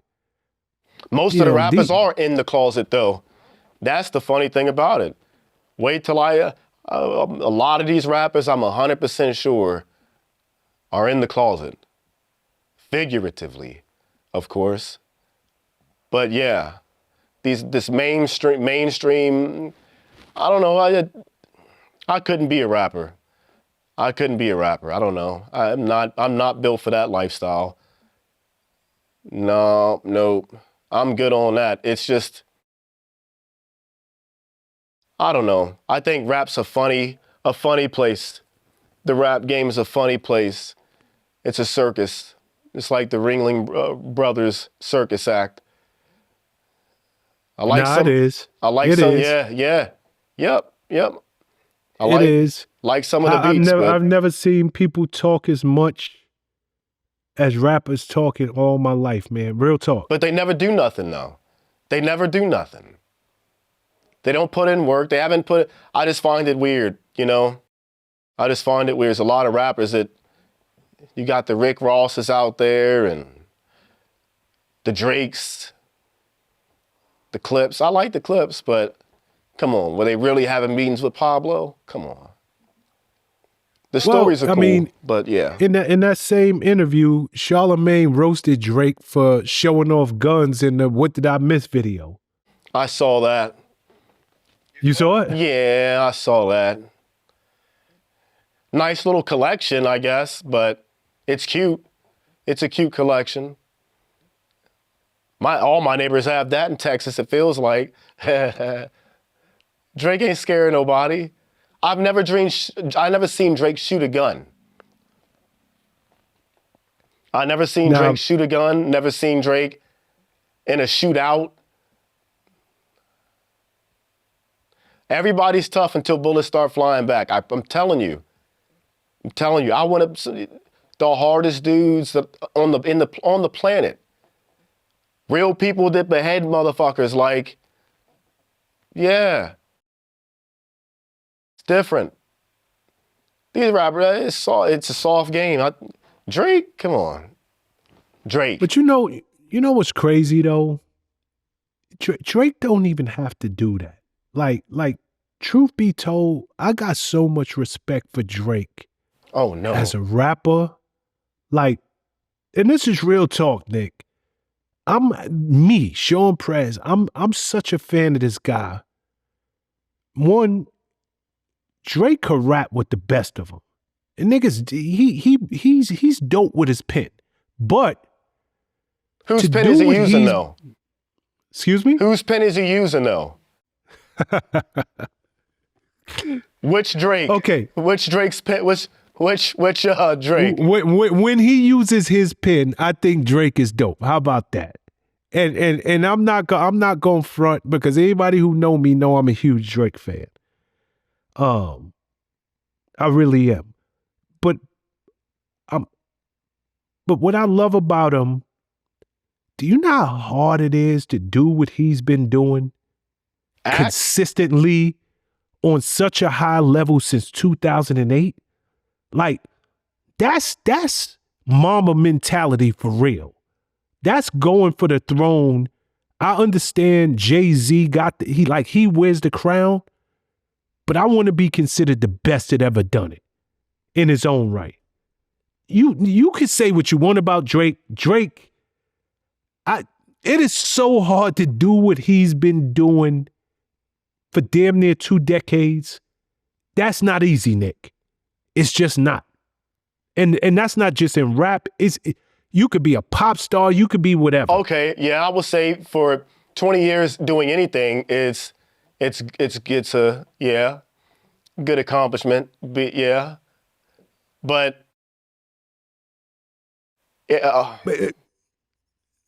here's the deal. The only point I'm making is Drake don't need to. I mean, he's folding under the pressure. You still seeing remnants of that beating he took from Kendrick. Drake, you don't need to hold no guns, brother. Like first and foremost, don't nobody believe you. That's why. Secondly, you achieved it all. You achieved it all, and people accepted you for who you are. You're not supposed to be hard. You're not supposed to be holding guns. You're not supposed to be putting green lights on dudes. You just supposed to be light-skinned dude who could rap his behind off, and you are ultra consistent. Don't let this pressure get to you, Drake. It's just that simple. When I see stuff like that, I'm just like, this man literally has let the pressure of that Kendrick beef, of everybody feeling like Nick Irving feels, get to him, and he's showing, yo, I got an arsenal of weapons too. Even if you got them, we don't need to see it. Stop folding to the pressure, Drake. What Stephen A. Smith said, we don't care. We don't care. We don't. Yeah. Damn, we Drake. don't. All right. Started from the bottom, now we here, man. Yeah, now Drake posted a photo with Tupac's chain on, the Death Row chain. Come on. It's like, come on, man. Like you don't need to do this. Yeah.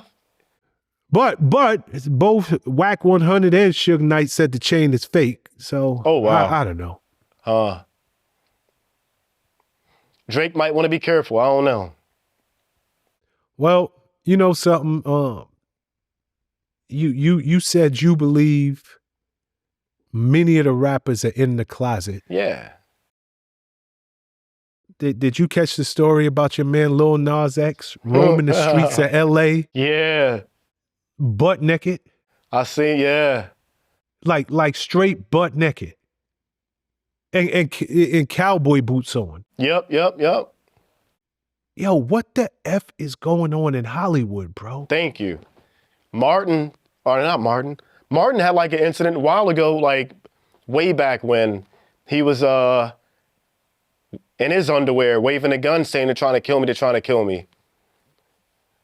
Martin Lawrence at one point, way back in the day. Yeah. No, I remember. I don't know what the drugs in Hollywood are way too strong for these suburban kids, is what it is. That I'm saying is the pressure of Hollywood that great? Oh yeah. Because it's just like, I don't know. I mean, it got to be more than just drugs. Oh, like of course, these dudes yeah. is turning to drugs for a reason. I just feel like it's the pressure. Hollywood is designed to break them. Yeah. Oh yeah, it's spit him or chew him up, spit him back out. But I think it's like he was he had that one hit, that horse riding joint. Yeah, Old Country Road, something like that. Yeah. He had that, and it was like that was it. And he wanted to live off that, and it just ain't happen. I don't really know. I think he was just weird to begin with, you know? Definitely a weirdo. Not the kind of guy I want to hang out with. For Who, Lil Nas? Yeah. So you wouldn't want to hang out with Lil Nas? No.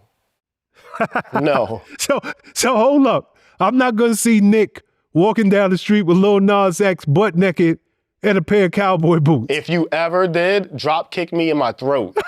If you ever did. Ain't no way. Ever. No.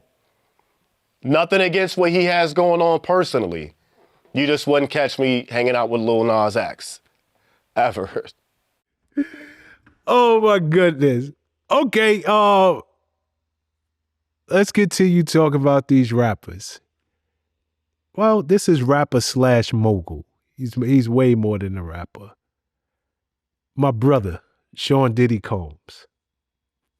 Since the last time we spoke, Diddy was found not guilty of, I think he had 5 different charges. The most serious of the charges, Trafficking. he was found not guilty of. Yeah. What's your thoughts? Did They the never jury had- reach the... Yeah, they never had nothing to begin with. I think at most it was a domestic abuse, assault case. It was like a lover's quarrel. At the most, like there was no like sex trafficking stuff. No. Did he beat up Cassie? Yeah. I think that was it. That was it. And the dude was like on another level of freak. Those were the only 2 crimes. If being a next level 5th dimensional freak is a crime, then yeah, charge him with it. But other than that, like he beat Cassie. That was like it. I think they had went too far with the charges, and it was just to probably keep him locked up already though, you know. Yeah, what's your thoughts on that? Right now he's in there for I don't know, something that transporting prostitutes or something like that, paying for ass. Yeah. Something there, like basically he's a John. Yeah. And typically those guys get a slap on the wrist. Yep. You don't typically, like, the Johns get a slap on the wrist and the prostitutes get locked up. Yep. But Puff offered $50 million, 50 mil. He's like, yo, I have been found not guilty on these other charges. So whereas somebody else would have posted $1,000 and walked up out of the courtroom, I'm offering 50 mil, and y'all got me sitting down to October. Yep. What you think is behind that? He pissed somebody at a high level off, and they're getting their payback. The embarrassment and his freedom. But he pissed somebody off high up, and they're showing him who's boss. Like, he has to kiss the ring now. They're just punishing him, yeah. I don't think there's like no legitimate hardcore case behind it. They're just waiting this thing out, drawing it out. He pissed somebody off. That liquor company. Nah, I couldn't agree with you more. He is being shown what power really is. Yep. Like, for many years, he felt like the buck did stop with him. Yep. He was the golden child. He was always, if not one of the richest men, one of the most powerful men in any room he walked into. But you keep walking this earth long enough, you're going to find that you will meet your match. Yeah. And this is a classic example. And it really, truth be told, Nick, it's a dangerous, dangerous precedent. Because if I got my facts right, they're citing that he still is a danger to Cassie. But he was never charged for domestic abuse. Yeah. That was never his charge. You know, they're saying that, you know, he still is a danger to society. That's bullshit, though. We all know that. It's crazy. And now here's another thing. Charlamagne the God, he was like, yo, he don't think people will learn from this Diddy case. Do you, first and foremost, do you think that there's a lesson to be learned? And if it is, will people learn from it? No. I think there's a lesson to be learned, yeah, but will people learn from it? No, because I don't think people are going to get to that level that Diddy was at, you know? Like, and I also think that when you are doing what, let's say if you do feel like you are at Diddy's level, then it's kind of like, I don't know, you feel invincible, untouchable. So it could be that too, just feeling untouchable. So you don't learn from anything. You're going to feel like, oh, I got this, I'll get away with it. So yeah, it could be that. But I don't think no one is like going to learn anything from it, no. What they're going to learn, like, don't have massive freak offs. Don't store up too much baby oil. Nah, you know what the real lesson is, man? And again, don't bite the hand that feeds you. Well, that is one too. But man, what number one was done in the dark is always going to come to the light. Yeah. Ooh. You know, this man's personal business. Ooh. All of what he did in complete in utter secrecy has been put out to the world. Yep. You know, don't ever think that what you do in the dark is not going to come to the light. In this world or the next, it's definitely will. Yeah. And secondly, man, you know, that Bible, you know, you're going to reap what you sow, and it's not always going to come back as you think it's going to come back. Oh, yeah. Yep. You know, maybe he's being spanked for something totally different. Exactly. And this is the way he's got to be humble. Yeah. You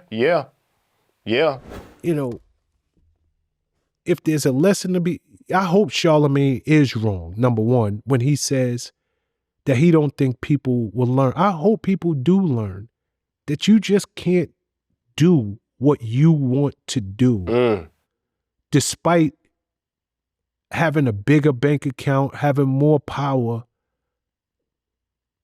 than anybody else, and just think it's okay, because it's not. Yeah. And I think we're watching a classic case of, and here's the deal.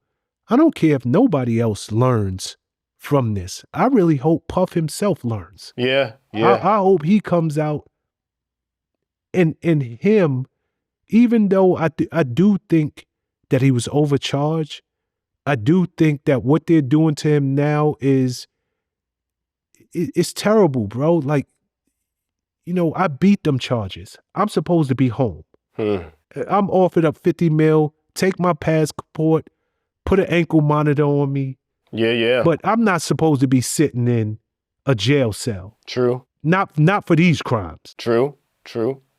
But I'm hoping for him, just as a human being, that he can look and say, yo, you know what? God spanked me. And I'm gonna use the rest of my days to bring good into this world and do good by people. Yep. Real there talk. you go. Okay. Speaking of getting spanked, Shannon Sharpe. Shannon Sharpe was banging out some, I don't even know, maybe she's 23 years old, OnlyFans model. Too young for him. 19-year-old. Too young. Damn. Yeah, that's stupid. And from what I'm told, he allegedly paid her $23 million. $23 million. She brought up charges against him. I thought he was going to fight him. Actually, he said he was going to fight them charges. He wanted his day in court. And come to find out, you know, he had to pay $23 million. Yo, is it just open season on these entertainers? Yeah, open season, but it's also like, he's kind of stupid for that too. I don't know. Should have listened to Monique, I guess, but damn. I mean, he made his bed, I guess, you know. That's a lot of money. That's a lot of money for a piece of something. Damn. Good for her. Nah. She did what she played the good for her, I guess, then. Nah, I don't say it's good for her. No way. No way. She played the game she was playing and she won. Might not be good for her per se, but she did what she was going in for and she did it. She did it. Yes, she did. Yes, she did. But I'm gonna tell you this. You know, and I feel terrible because if I was still out there, it's nowhere in the world. I don't even know how dudes get with chicks anymore. I know, I don't right? even know what yo, son, everything you do is being recorded. Yep. Text messages are being kept. Yep. Phone calls. There's recording. Like, these women are literally setting the stage and recording dudes in their worst moment. Mm-hmm. And then they're putting it out there. Like, do you know how many times, even man to man or two women, you might have even been in a situation come up and you just fly off the handle. And somebody records it, puts it out there to the world, and now that becomes you. That becomes how the world sees you. Yeah. They caught you in your worst moment. Yeah. Everybody has it. Yep. So, Shannon Sharpe, I think, is an idiot because he got truth be told, and I would tell him this to his face, and I would tell him it with love, actually, you're an idiot. Yeah. You 50-something years old. Yep. Look like the Incredible Hulk, and you meeting chicks, sliding chicks into chicks' DMs with all that money you got. For real. And you gonna risk it all? Yep. For a chick who's on OnlyFans? 19 Nah, bro. years old at the yeah. That was a setup from the word go. Yep. She saw this man coming. Yep. Game had already been played as soon as he hit her up. Correct. Yeah. She and here's the deal. She's 19 years old. When he hit her up, she probably had to research, like, who the hell is this exactly, big black? Like, she didn't even know who this dude was. Exactly. As soon as she saw ex-football player, Hall of Famer, podcaster, ESPN, she said, cha-ching, and I'm going to put it on this dude. Yep, and did it. And then it's with no remorse. Exactly, I mean, like, legitimately, it's with no remorse. It's a cold game. It's a cold world. Yeah. Okay, I mean, are you familiar with Sha'Carri Richardson? Yeah. Olympian? Yeah. Track and field? Yep. Gold medalist? Smacked up a boyfriend or something? Smacked him up, put them hands on him in an airport, caught on tape? Yep. So I got to ask you, is it a double standard? Is it a double standard? Because Puff is sitting in jail right now. Yeah. For putting his hands on Cassie, caught on tape. Yeah. And paid Cassie $20 million. Then Cassie got another $10 million from the Intercontinental. I believe it was the Intercontinental or the London, one of them, hotel. Sha'Carri Richardson, she got into, I guess, a lover's quarrel. It happens. Yeah. Put them paws on her boyfriend, another track and field athlete. No such thing. Did get arrested, but out. Of course it's a double standard. Always has been. Always has been.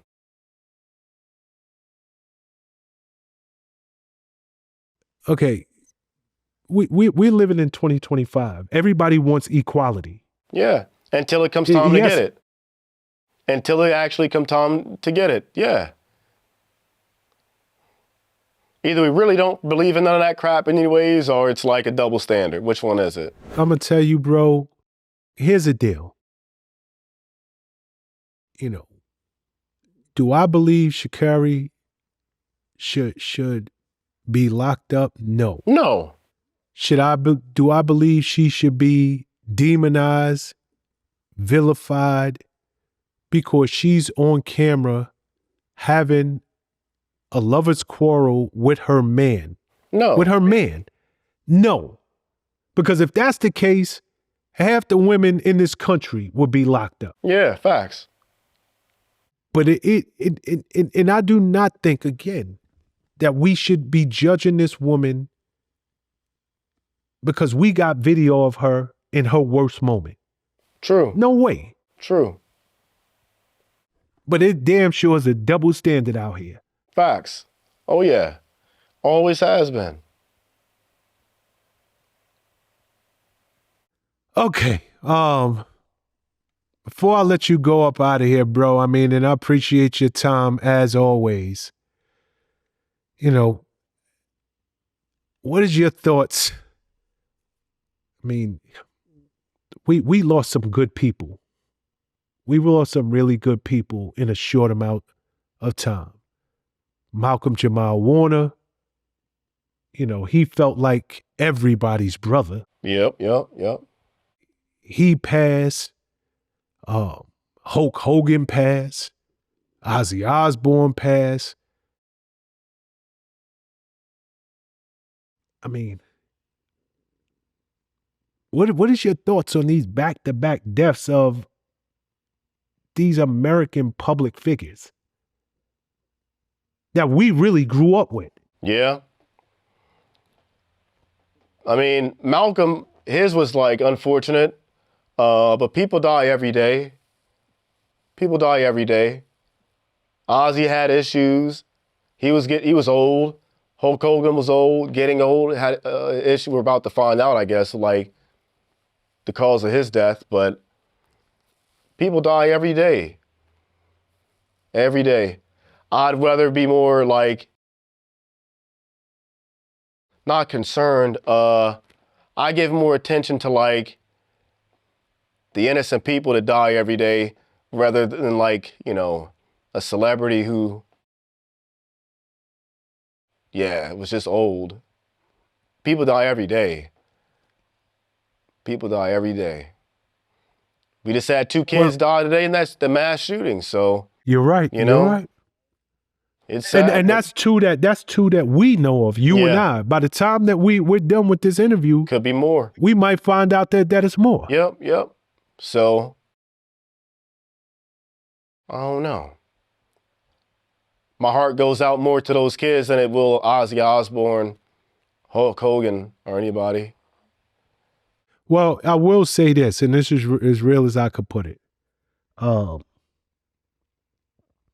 I wasn't as connected to Ozzy Osbourne or Hulk Hogan, but my heart goes out to their families. Both of them have relatives, children, people who love them dearly. I don't know about Hulk Hogan's daughter, but yeah. Yeah, that's a whole different story. Good old Brooke is like, yo, I ain't Yeah. even going to the funeral. But that's a whole different thing. But I will tell you, you know, sometimes you don't realize when people are here how they impact your life. When I heard that Malcolm-Jamal Warner passed, it hit me. I'm not even going to front. Yeah. You know, and you know why? We see so many child actors who grow up to be dysfunctional people, strung out. Like, this dude was genuinely a good human being, or at least True. he came across that way. True. Just a good human being. And he's out on vacation swimming with his daughter, and this is a memory that his daughter was the Yeah. last person Yep. with him, and had to be there when he took his last breath. Yep. So my heart goes out to her, man. Oh yeah. It really does. But I'll leave it there, Nick. As always, it's my pleasure to sit down and converse with you. Can't wait till we do it again, my brother. Always. You know, you always have some great insight for myself and all of the fans of this platform. So thank you very much. Hey, we got to work on your Drake habits. Come on, man. Don't get mad at me because I stand with Drake. Okay, just don't be out here drinking and driving, man. Don't be out here doing that. It's dangerous. Yo, I'm gonna tell you this. Take Drake out your playlist and see how much dope stuff you left with. Already, It it ain't was gonna never be in my much. play. I've been took him out my playlist. I might have had like a couple of them, but yeah, my playlist nowadays consists of like 90s hip hop, early 2000s. But if you talking about the second half of the 2000s, you take Drake out of your playlist. No matter how you feel about that dude, your playlist is severely impacted. Oh man. Stop hating, Oh, Nick. You man. better than this. I'm gonna pray for you, bro. I got you.